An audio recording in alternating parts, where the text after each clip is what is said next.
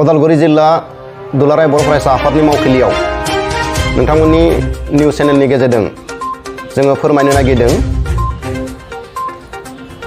दाखालि फेब्रुवारि दाननि 7/2022 मायथाइ खालारखालि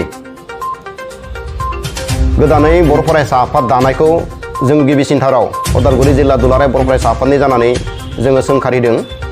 मानोना बर' हारिनि गेजेराव दुलाराय बर' फरायसा आफाद बायदि थाखानायाव आरो गोदानै फरायसा आफाद दानांगौ बा फरायसा आफादनि गोनांथि जादों बेखौ बर' रायजो राजाफ्रा अनुभब खालामाखै।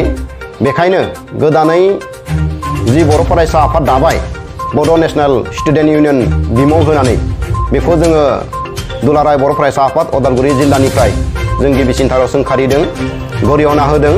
मानोना बे फरायसा आफादनि गुदियाव जोङो मोनथिगौ राजखान्थिनि खैसारि दङ आरो राजखान्थिनि खैसारि होनना बुङोब्ला बेयाव थोंजोङै BPF हाग्रामा महिलारनि दैदेननाय जि BPF राजखान्थि हान्जा बे थोंजोङै मदद होनायखौ जोङो नुदों।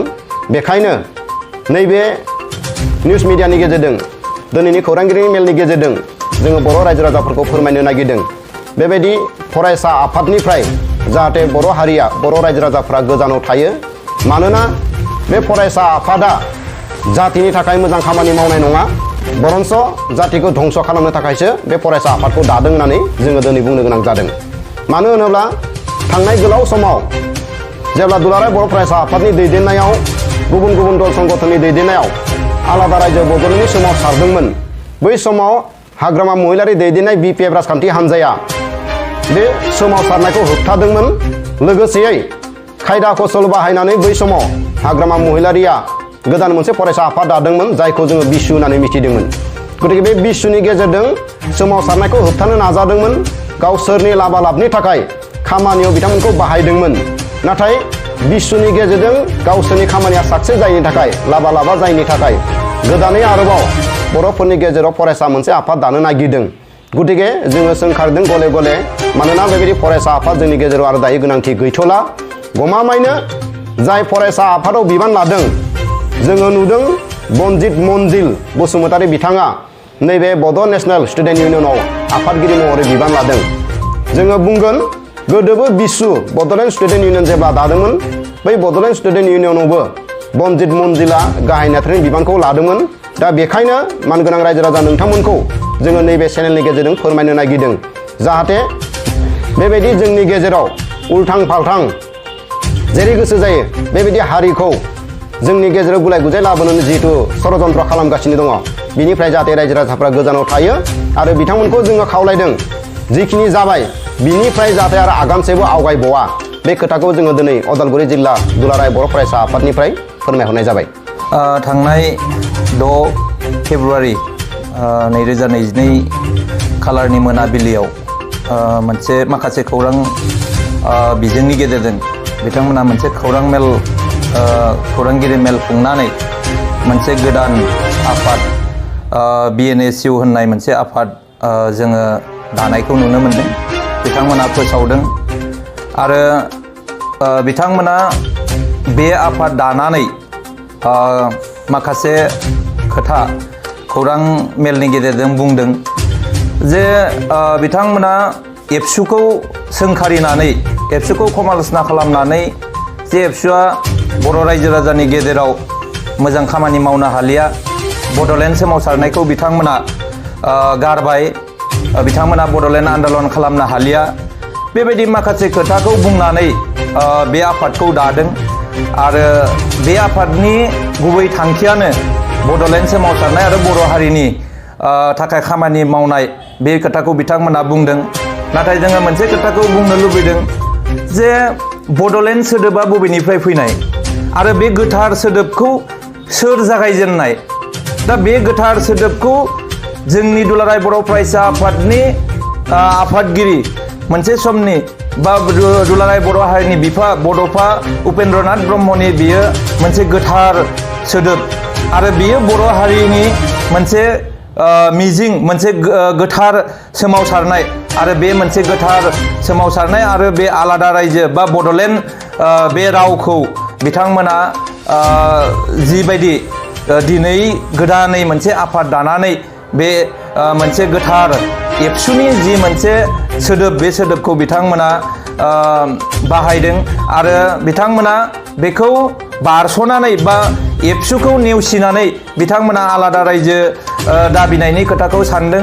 दा बेयाव जोंहा बुंनांगौ लागा आलादा रायजो दाबिनायाव जोंहा बुंनांगौ लागा गैया। नाथाय बिथांमोना बर' हारिनि थाखाय खामानि मावनो होनना ओंखारबोनानै गुबुन मोनसे थांखि लानानै फैनायावसो जोंहा गोबां बुंनो लागा दङ।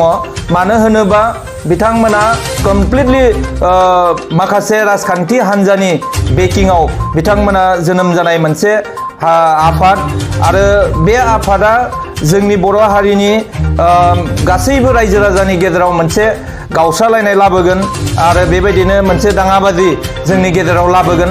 दा बिनिखायनो जोङो बेबायदि मोनसे आफाद गोदानै बर' हारियाव बेबायदि आफाद दानायखौ जोङो दुलाराय बर' फरायसा आफादा आफाद दानायखौ जोङो दुलाराय बर' फरायसा आफादा माब्लाबाबो जोङो लुबैयाखै आरो बेबायदि दाङाबाजि जानायखौ जों लुबैयाखै। गोबां बर'नि जारिमिनाव जों नायोब्ला नुयो जे बर' हारियाव जोङो दैमालुनि सावा दंमारो होननानै बुंनाय बायदि गोबां बर'नि सोमावसारबोनाय जिखिनि समफोर जारिमिन बेयाव नायोबा गावजों गाव बुथारलायनाय बेबायदि सोंखारिलायनाय गोबां थासारिखौ जोङो नुदों। आरो दिनैनि दिनाव मोनसे बिटिआर एकर्ड जायखौनो गोजोन गोरोबथा होननानै बुंदों, बे गोजोन गोरोबथानि उनाव जोंनि बर'फोरनि गेजेराव आरो बेबायदि असान्ति बा गोजोन गैयै थासारिखौ जों माब्लाबाबो लुबैयाखै। दा बिनिखायनो बिथांमोना बे आफादखौ जोनोम होनानै जोंनि गेजेराव गावस्रालायनायखौ लाबोनो नागिरदों। दा बिनिखायनो जोङो बेखौ माब्लाबाबो सहायनो हाया आरो बेखौ जानो होनो हानाय नङा। दा बिनिखायनो दिनै उदालगुरि दुलाराय बर' फरायसा आफादनि जानानै जों बिथांमोनखौ सोंखारि हरदों आरो बिथांमोनखौ जोङो खावलाय हरदों बेबायदि बर' हारिखौ गावस्रा गावस्रि खालामनो थाखाय आरो गुबुन बेबायदि माखासे आफाद गोनांथि गैलिया आरो बेबायदि खामानिनिफ्राय बिथांमोना गोजानाव थानांगौ। मानो होनोब्ला जोङो बिथांमोनखौ दहाय जोंनि आफादगिरिया बुंलांनाय बायदि जे बिथांमोना गोदोबो BSU होननाय मोनसे आफाद दानानै खामानि मावदोंमोन। बेयाव फेलें जानानै दिनै गोदानै राजखान्थिनि लाबालाबनि थाखाय सोरखौबा राजखान्थिनि गादियाव फज'नो थाखाय बिथांमोना जिबायदि गोदान आफाद दानानै खामानि मावनायखौ दिनै रावबो नुवा नङा गासैबो नुगासिनो दङ आरो मोनथिखायो। दा बिनिखायनो जोङो बिथांमोनखौ बुंनो नागिरदों, दिनै रायजो राजानि सिगाङाव जों फोरमायनो नागिरदों जाय बिथांमोना दिनै गोदान आफाद दानानै बिबान लादों बै मानसिफोरनि सिगांनि रेकर्डखौ नायोब्ला सिगांनि बिथांमोननि थासारिखौ नायोब्ला जों नुनो मोनो सोरबाया एबसुजों गाज्रि खामानि मावनायनि थाखाय एबसु अफिसाव लाबोनानै बेबायदि माखासे टर्चार खालामजानायनि थाखाय आरो बेबायदिनो गाज्रि खामानि मावनानै दिनैनि थासारियाव बिथांमोना एबसुनि एगेन्स्टआव एबसुखौ रिभेन्स लानानै बेबायदि आफाद दानायखौबो जों नुनो मोनदों। आरो गुबुन मोनसेया जाबाय राजखान्थि माखासे थासारिखौ लाबालाबखौ नागिरनानै बिथांमोना बे आफादखौ दादों। दा बेयाव जोंहा खावलायनो लुबैनाया बेसो जे जोंनि लाइमोनफोरखौ जोंनि रायजो राजाफोरखौ आङो खावलायनो लुबैदों जाहाथे बेबायदि आफादनिफ्राय जोंनि लाइमोनफोरा गोजानाव थायो। मानो होनोबा बेबायदि BSU दानायनि गेजेरजों माखासे जोंनि लाइमोनफोरा BSUआव बाहागो लानानै गावनि इमेजखौ खोब गाज्रि खालामनानै लादों। जोङो आफाद दायोब्लानो बायदिसिना आफादाव जोङो बाहागो लानांगौ बे नङा। माखासे आफाद ओरैबायदिबो दङ जायानोखि नोंनि थांना थानायाव गोबां खहा लाबोयो, गाज्रि इमेज लाबोयो। बेबायदि माखासे आफादफोराव जोंनि लाइमोनफोरा जाहाथे गावखौनो बावसोमनानै जाहाथे गावनि इमेजखौ गावनि इयुन संसारखौ जाहाथे गाज्रि मुंखौ जाहाथे गाज्रि खालामनानै लाया, जोङो बेखौनो जोङो नैबे बिजोंनि गेजेरजों खौरां बिजोंनि गेजेरजों जोङो खावलायनो लुबैयो।